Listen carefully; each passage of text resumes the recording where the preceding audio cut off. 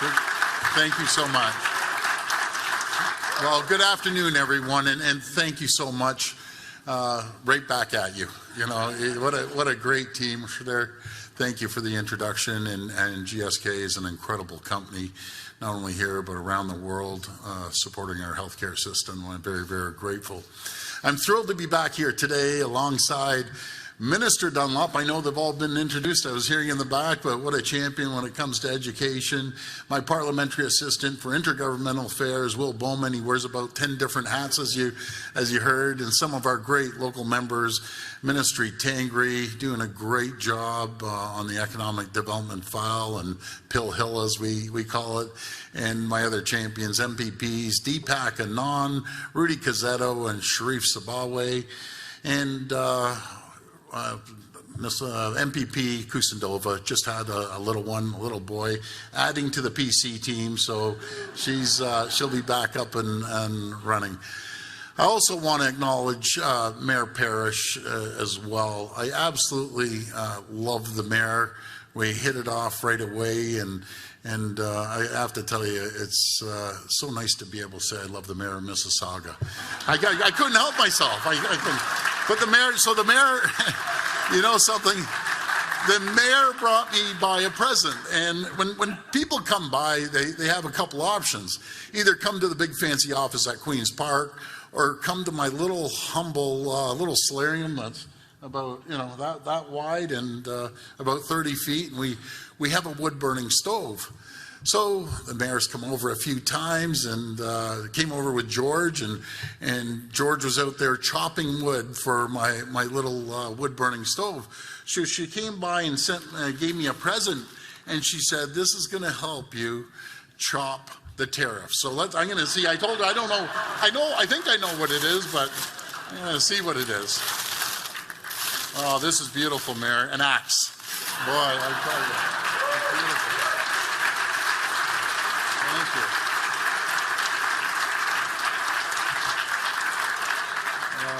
That means you and George have to come over this weekend. We have some wood to chop, and also the great mayor from Burlington, Marianne. Where are you? Thank you for everything you do for the folks of Burlington, and a big thank you to all the city councilors and all the elected officials here. I always tell the city councilors, I walked a mile in your shoes. The only difference is Mayor Parrish isn't as tough on you as my brother Rob was on me. So he was a tough boss to be working with. And a big thank you to Trevor.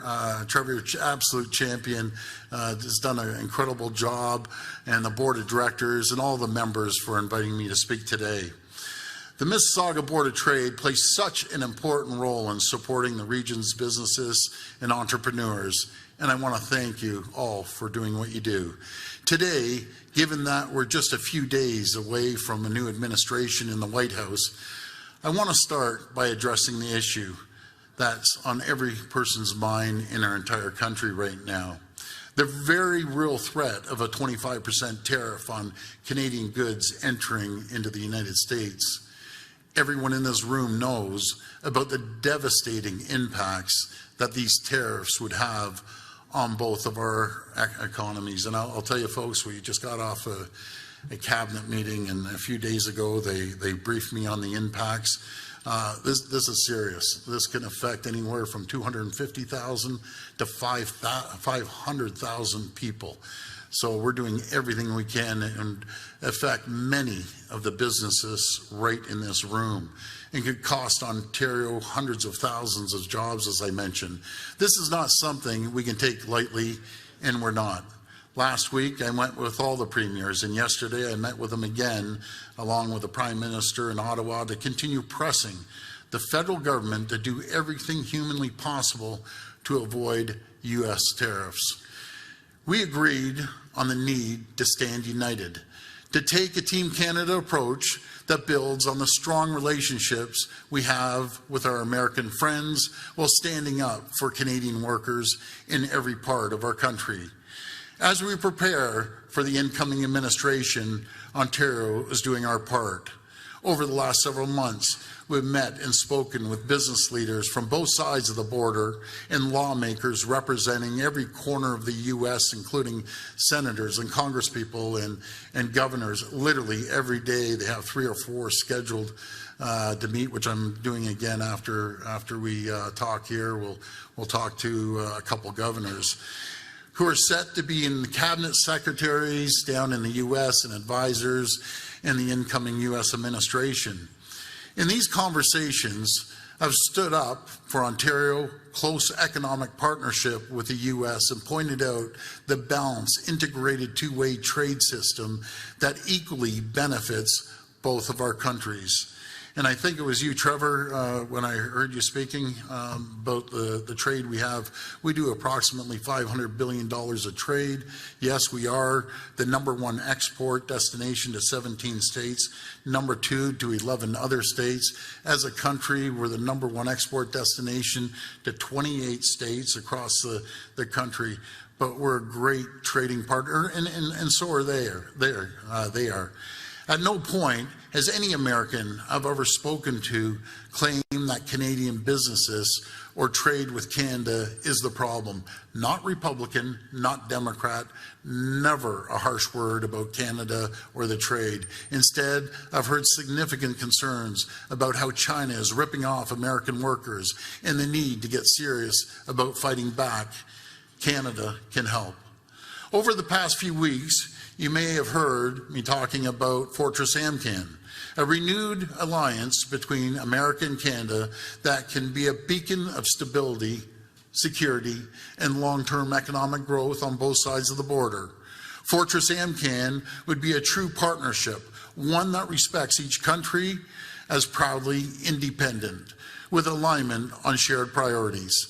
Free, fair, balanced trade, accelerated resource development, stronger border security and energy security to power economic growth on both sides of our border. That includes making use of Ontario's abundant critical minerals. We have more critical minerals than anywhere in the world, and we're going to make sure that we get those critical minerals out of the ground as quickly as possible. And our incredible reserves of energy, including energy produced right here in Ontario to reduce Americans' reliance on China and other bad actors across the globe. You know, we're leaders in nuclear power. And if you think of it, there's, I think it's 18 CANDU reactors. We have 17 here in Ontario. We're building on that, but I understand we're going to talk about that later on, Trevor, so I'll hold my comments until we get to that topic. A critical component of Fortress AMCAN is driving economic growth for the benefit of AMCAN workers. Instead of letting China undercut our workers with unfair trade practices and poor labor standards, it's let's work together, as I say, with the United States to support workers in both countries. Our government is asking the federal government to align and streamline regulations with the United States while eliminating unfair, anti-competitive taxes like the federal carbon tax and the digital service tax. We're asking Ottawa to work with industry as well as our U.S. partners to further integrate our supply chains so we can produce 1 million more AMCAN vehicles each year by 2028. We also need to substantially increase steel trade between Canada and the U.S. with the goal of hitting an increase of at least 25% more by 2028. Which is absolutely necessary so we can counter China's flooding of the AMCAN steel market. And they do it a little tricky too sometimes. They'll run it through Mexico. Mexico throws this Made in Mexico sticker on and up through the U.S. and Canada and costing American and Canadian jobs. And they do that for auto parts as well, by the way. And we need to establish cross-border partnerships between post-secondary industry and union trading centers to boost development of our skilled trade workers. while setting up cross-border recognition of professional certifications, giving Fortress AmCan improved access to our talent pool of engineers, doctors, and other professionals. We also need coordinated action to invest in, build out, and grow our integrated railroad and transportation networks. And finally, we need to build on the $45 billion in two-way trade between Ontario and the U.S. that our agribusiness and agri-food sectors do each and every single year. Just think of this, just the fruit and vegetables that we grow down in Leamington and other places. They don't realize if you go into the supermarket down in Florida or in Chicago or anywhere, you go up and buy those mini tomatoes or the cucumbers, and it says product of Master Nardi, Kingsville, Ontario. We ship $26 billion of just produce, not mentioning the food and everything else that goes with it. It's pretty staggering. So we can reduce our reliance on imports from China and build up the incredibly productive agricultural sector that both Canada and the U.S. share. Friends, I want Canada and America to be the richest, most successful, safest, most secure, and most prosperous countries on the planet. Fortress AmCan is how we can do it. It's an ambitious plan. It won't be easy, and it won't happen overnight, but we owe it to the workers and the businesses in Ontario and across Canada and the United States to act now. And friends, as we work towards this new partnership, we need to make sure Ontario remains a place where businesses can grow and thrive. As we navigate the uncertain times, our government is going to continue to create the environment and the conditions for businesses to succeed and jobs to grow for a long term. Now, there's a lot of people that are job creators here. I want to thank you. I want to thank Peel Region. The numbers came out. I'm not too sure if you heard. They come out about a week later from the previous month. There was 27,000 jobs created, and out of that 27,000, about 17,000 were in manufacturing. Those are big numbers. That totals to over 200,000 this year alone. And just think of last year, the manufacturers of this province created more manufacturing jobs than all 50 U.S. states combined. I guess that's why the president's upset with us, because we are creating more jobs than all 50 states combined. Folks in this room were instrumental in creating, since we've been in office, I always say government doesn't create jobs, we create the environment and the condition. If government creates jobs, we're all in deep trouble. But the people in this room, since we've taken office, have created 850,000 more jobs. When we took office, 300,000 jobs went left and went south to the border. All we saw are taillights heading to the south of the border. Now all we see are headlights coming back to invest in the people and jobs here in Ontario. And the way you do this, folks, you continue cutting red tape. We've cut over $1.1 billion of red tape, creating over 100,000 working hours that you can allocate those folks somewhere else.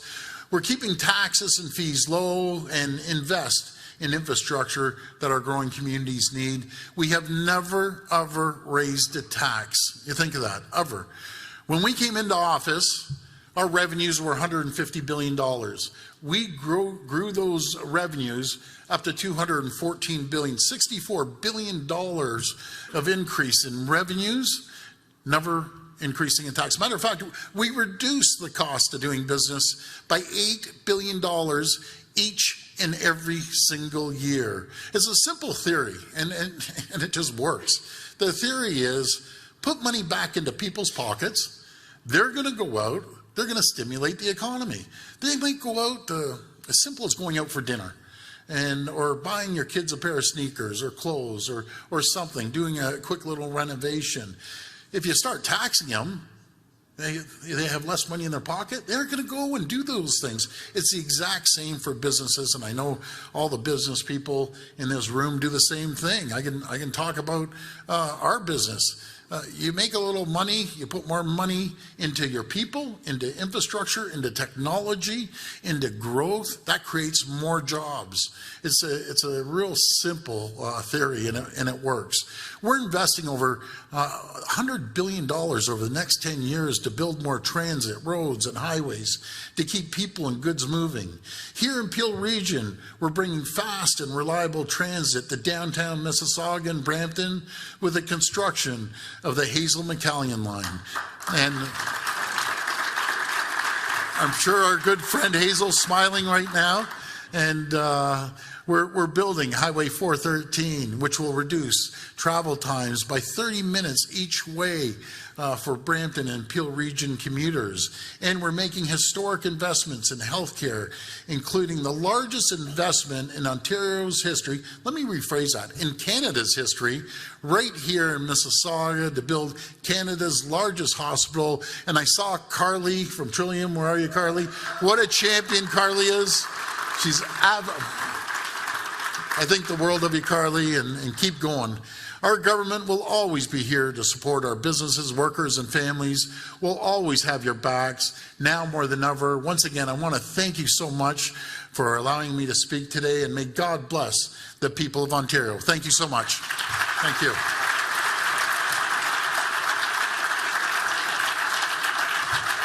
Thank you.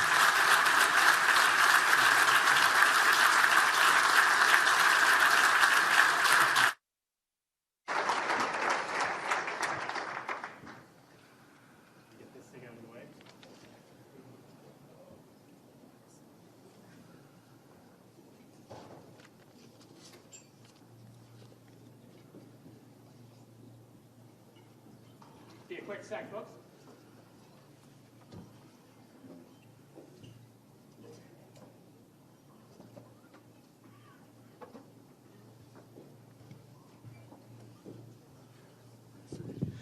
All right, great. Took the axe off, though. Yeah, exactly. Dangerous. Oh, boy. So, Premier, thank you so much for taking the time. You're thanking us for having you out, but thank you for taking the time, especially right now when you're so busy. And this time it's not in the woods. Yeah. So the last time, the little story, the last time the Premier and I kind of saw each other for any amount of time, it was Mother's Day weekend last year, and family and I, my wife and our two daughters, decided, let's go out for a hike. So we head out to one of our great conservation areas, and we're about 20 minutes into the hike, and my wife says, there are people over there in suits and all dressed up, and what's going on over there? And then this gentleman starts walking towards us, and my wife says, I think that's Doug Ford. and then, sure enough, it was the Premier, and you were so gracious to say hello. You then, Trevor. So a bit of a fun story. You don't expect to run into your Premier in the woods, so to speak. Yeah. That's not a metaphor either. Yeah. So I appreciate what you said too about sort of the interconnectedness of our trade with the U.S., particularly in our agricultural sector. And I just note Mississauga, huge in food processing, and that sector, all combined, it rivals the automotive sector, and sometimes I think can come out a little bit ahead. So very important to our economy in Mississauga. You've been everywhere in the media lately, and I'm sure you haven't wanted to be for the reasons you are. I saw you on with Aaron Burnett on CNN, and we're not going to do a Jesse Waters interview here. It's all right. But I really appreciate all you've been doing. And you've announced another step to your AmCan Fortress Alliance. And Mississauga's economy, like the entire Ontario economy, is intimately connected with the United States. In the context of a possible 25% tariff levied by the U.S. on Canadian exports, could you further kind of elaborate on Ontario's strategy for preserving trade between this province and the United States? Well, thanks so much, Trevor. First of all, it's so important that our colleagues here in this room, if you have friends, you have business partners. For example, I heard Walmart sponsored. Folks from Walmart really need to call Arkansas and tell them how important it is to make sure that we have zero tariffs, because all it does is hurt both sides of the economy. Yes, is it going to hurt us? But it's going to really hurt the Americans as well. And it just doesn't make any sense at all. We're stronger together. I've always said if we build this AMCAN fortress, we can be the strongest, most resilient, safest countries in the entire world.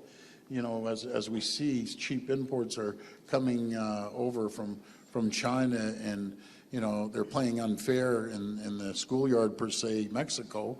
If they want a seat at the table, they're welcome, but they have to play fair, and they aren't playing fair right now.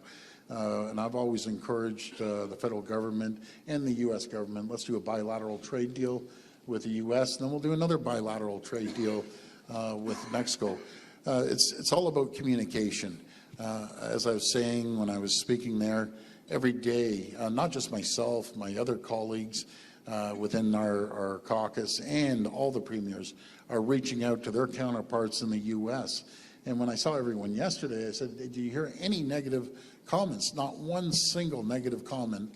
To the contrary, they want to continue a strong relationship with Canada, and that's what we're going to do. They gave me the numbers today. So all our ads, all the social media in the U.S., they've been seen by 450 million. Now keep that in mind. I said, well, there's only 350, multiple times. So those ads, if you're in Florida or Texas or California or anywhere, you cannot turn, especially in Florida, right by Mar-a-Lago, you cannot turn your TV on. We ramped it up. And we put it on Fox because we figured he watches Fox. Big media buy in Palm Beach then, right? Okay. And you can't go on social media without seeing our ads.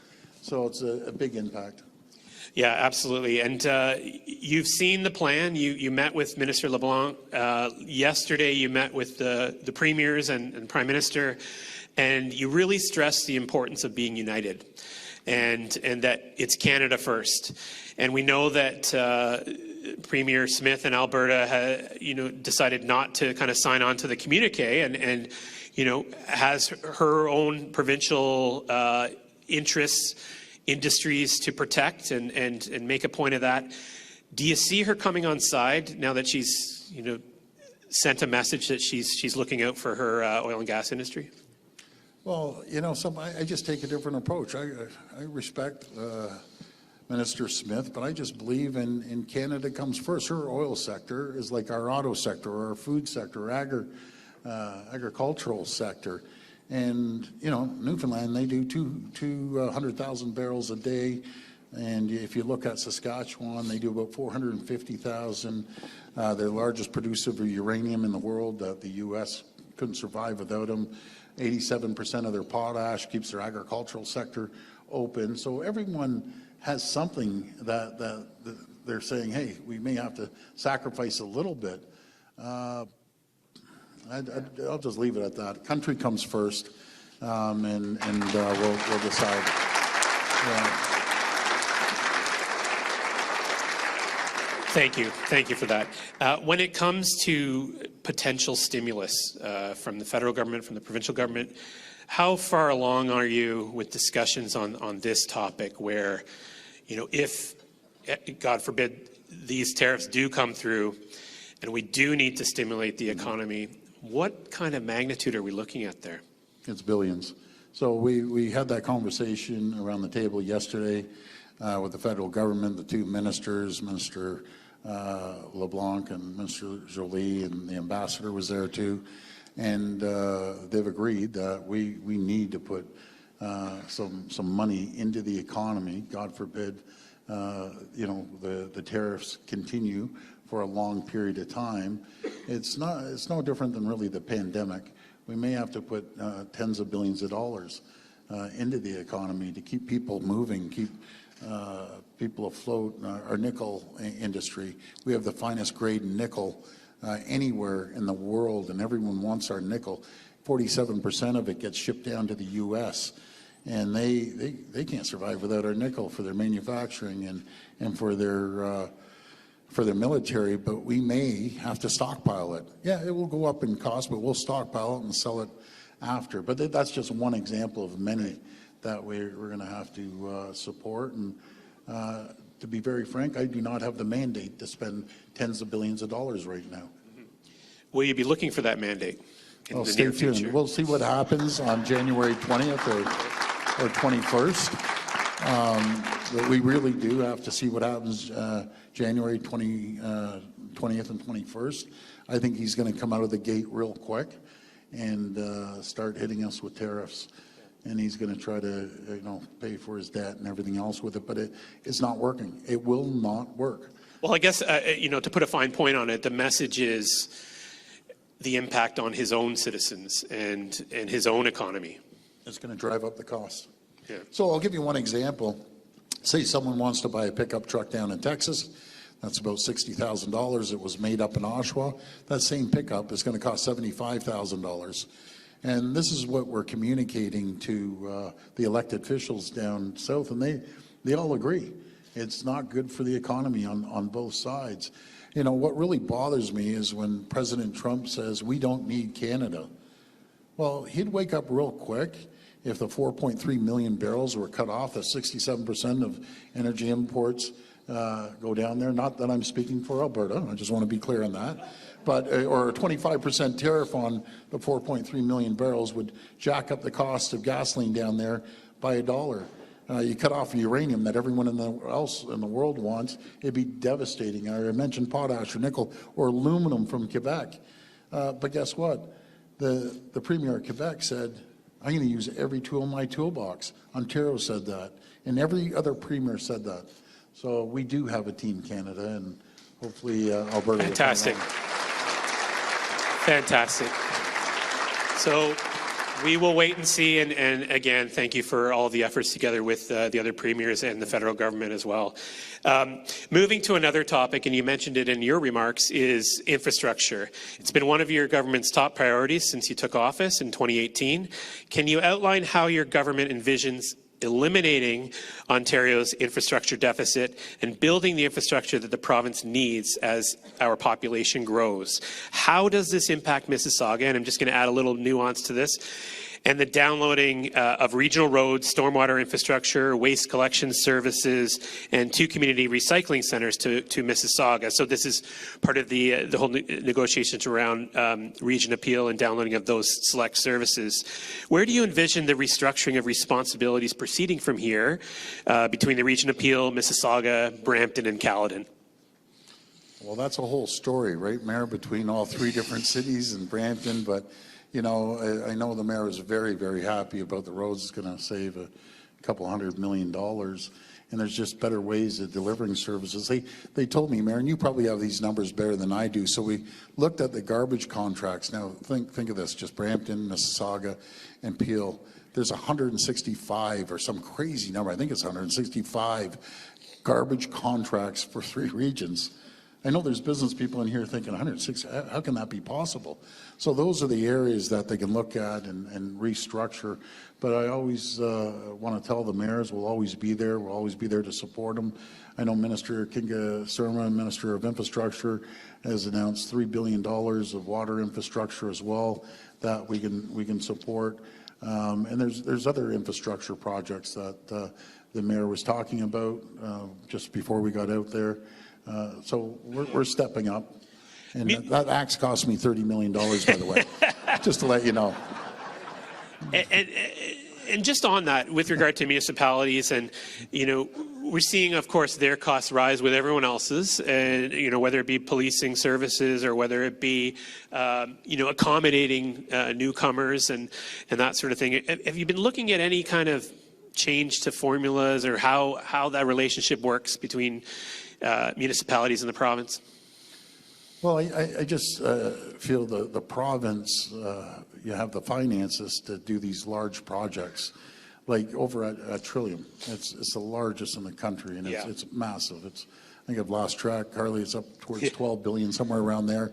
These are massive projects that you need support from the province, or Highway 413, or the Hazel-McCallion line as well. It's a multi-billion-dollar project, and then we're including the Loop 2. These are the areas that we're going to focus on. We're spending $28 billion on on roads and highways and bridges. We're spending $70 billion on transit, be it the subways or LRTs that we're putting in right across Ontario.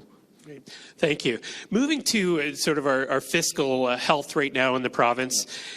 Final numbers from finance reflect well on the government. Your government ran a $600 million deficit, so almost nothing there, almost eliminating that in fiscal 23-24 on a budget of about $206 billion. Once the deficit is eliminated, there remain challenges with the debt because Ontario has one of the highest net debt to GDP ratios of any province that we inherited. Canada. I just want to say that. Notwithstanding an upgrade in the credit rating from one of the agencies as well. With all the pressures on government finances ranging from healthcare, infrastructure, education, economic development, will it be possible to eliminate the deficit and pay down the debt? And of course, I guess the big question mark is, will you need to do stimulus? But yeah, so at DBRS, they gave us a credit rating increase, and so did S&P as well. I think that was the first time in 10 years, and the other one was the first time in 23 years. And I give all the credit to Peter Bethenfalvy. We have the best finance minister ever. And we've saved over $1 billion on interest just paying the debt because he outsmarted everyone in Canada. He locked in 2% a couple of years ago when everyone else was paying a lot more. So he deserves all the credit in the world. You know, when Peter came and sat down with me and showed me the fiscal outlook and said, here are some of the options. One of the options were, let's balance this year, but by the way, we got to stop a couple of these infrastructure projects. And I said, never stop infrastructure. That stimulates the economy, keeps going, and we'll balance in we'll have a surplus in 26, 27. So I told him, over a matter of a year and a half, let's not push it. Let's not stop infrastructure, because if you stop infrastructure and the roads and highways, the companies can't build the great project on the lakeshore. If they don't have the access to the infrastructure and the roads, it doesn't work. Let alone talent, right? Yeah, absolutely. And so we need to keep building, but we're always prudent fiscal managers. And if you think of this, BC doesn't have a path to balance, Quebec doesn't have a path to balance, and we all know the feds don't have a path to balance. We're the only region that actually has a path to balance, and I have all the confidence in the world we'll get there. Great. Thank you for that additional insight. Last week, your government announced what you're calling the largest energy efficiency program in Canadian history. In tandem with that announcement, your government announced in December an expansion of the largest, this is a familiar theme here, competitive energy procurement in the province's history. So energy policy is always challenging given the need to meet environmental goals, affordability goals, and our economic goals. Can you tell us a little bit more about your government's approach to energy policy on these two fronts? Well, thanks to Rudy, sitting right there, and Minister Lecce, we have such a strong team when it comes to energy. I always say we're an energy powerhouse. We're leaders in nuclear. We're building 4 small modular reactors, first in the G7 anywhere in the world. And the way I can describe small modular reactors, Walmart's here, it's about the size of a Walmart. And it can power up to a town of 400,000 people. So we've sold a whole bunch. Actually, just to Poland, I believe it's a $100 billion deal with Poland. Everyone wants to get a hold of them. So that's over in Darlington. They're doing a great job. Over at Pickering, we're refurbishing Pickering. We're building the first large-scale nuclear facility at Bruce Power. And then Minister Lecce made an announcement about Port Hope investing in the first nuclear facility, and I can't even remember how long, but that will stimulate another $265 billion to our GDP over the next 90 years spread out. It'll create 10,500 jobs, and it will power enough homes for 10 million homes. We have to think of the future. We're the fastest growing region in North America. Faster, the governor of Texas and Florida, they love saying we're the fastest growing state in the U.S., and they are. They have 1,000 people a day. And I said, well, that's 365,000 each state. Ontario grew faster than both of them combined last year. Over 800,000 people showed up to our province. And now it's catch up, because the 800,000, God bless them, I was out there screaming on the rooftops, we need more people. We still have 230,000 jobs to fill here in Ontario, but we just need to slow down a little bit on that, because it puts a lot of pressure on our healthcare system, our education system, and on our infrastructure. I'm the first person to say I need more people, but we maxed out just last year. So keep bringing people in, but let's slow down a bit. Great, thank you. And on the energy efficiency program, I guess the question is, why now? When I think before you kind of held off doing an energy efficiency program rebates. We know our businesses are happy with it. Contractors will be working a little bit more and that sort of thing. But why now? And can you tell me a little bit about how this program is different? Well, you have to be a visionary. You have to look at where you're going 20, 30, 40, 50 years down the road. No matter what infrastructure it is, especially with the energy that we need. And also, if you look at what we're building here on the data centers. So those data centers are energy suckers like you've never seen before. It's staggering, and the investments from the tech sector will go where the energy is right now. Unfortunate thing, they only employ about 5 or 10 people. They're massive, but that's where all the data is stored, and we just need the energy. But we also need it as a tool in our toolbox to make sure that we have enough energy to support. I talked to the governor of New York and the governor of Michigan and the governor of Minnesota.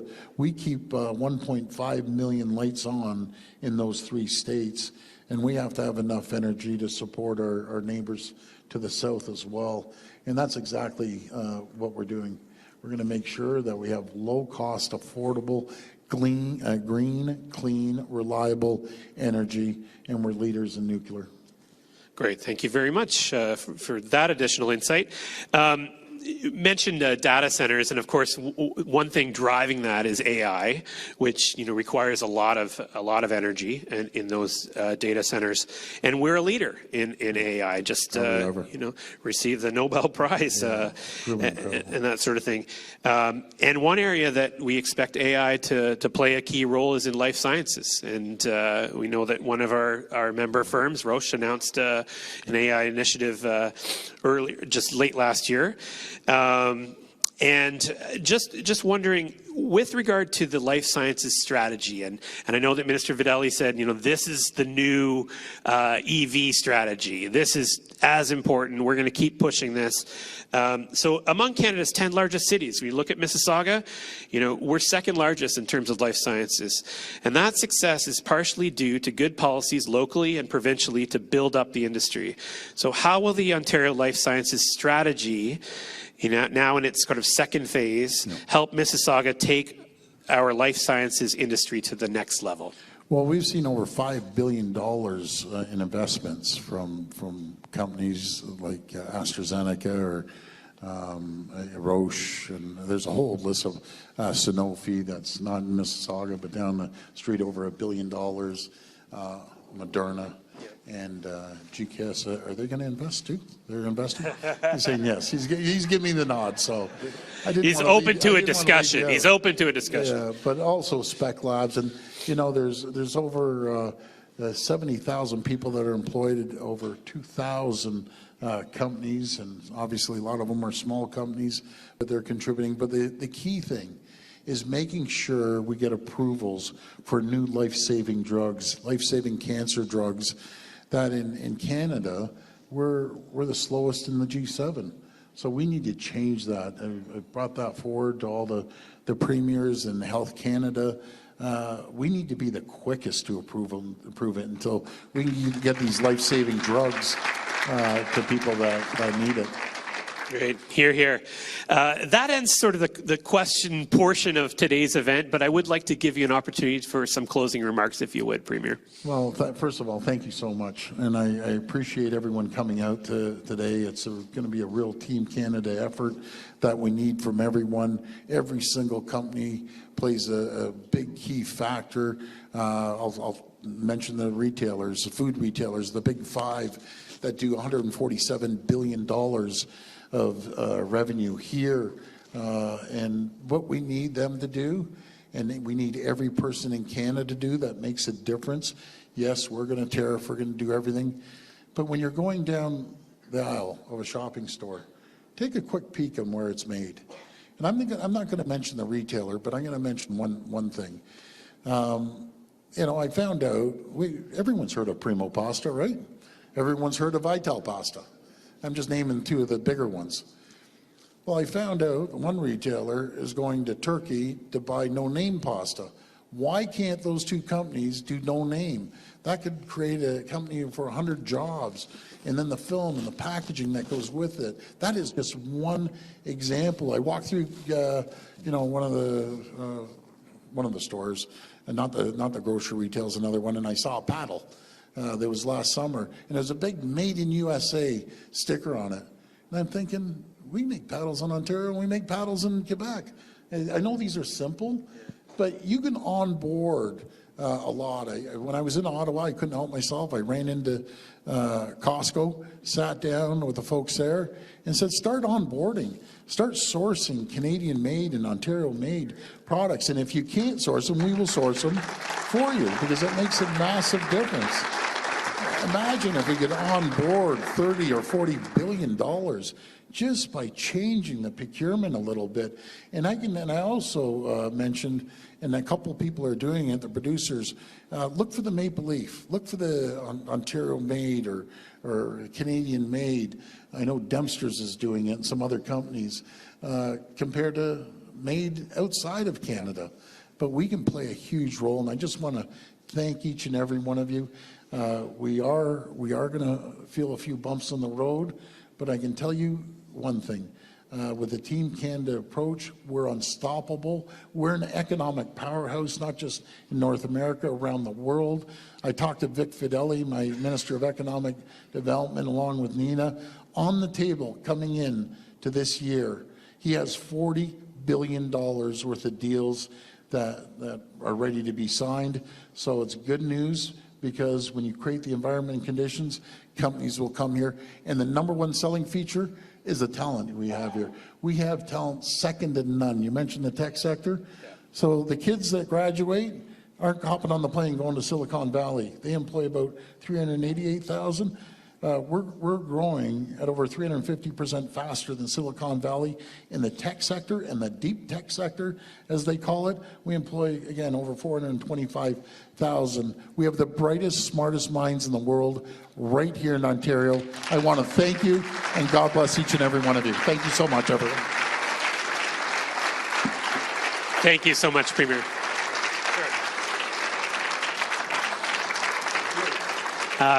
We'll just have... yeah.